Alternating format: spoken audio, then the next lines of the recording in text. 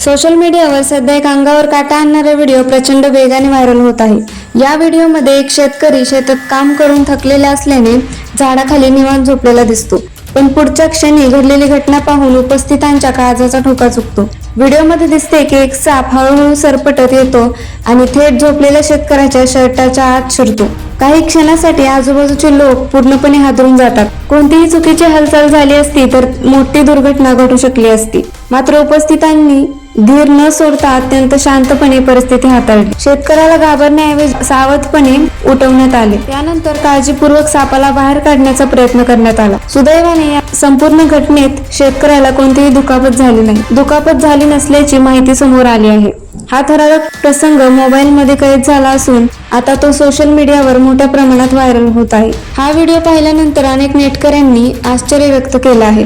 काहींनी शेतकऱ्याच्या नशिबाचे कौतुक केले, तर काहींनी पावसाळ्यात शेतात किंवा मोकळ्या जागेत झोपताना विशेष काळजी घेण्याचा सल्ला दिला आहे, कारण या दिवसात साप आणि इतर सरपटणारे प्राणी सुरक्षित जागेच्या शोधात बाहेर पडत असतात। कोणताही साप दिसल्यास स्वतः पकडण्याचा प्रयत्न करू नका। स्थानिक सर्पमित्र किंवा वन विभागाशी संपर्क साधा।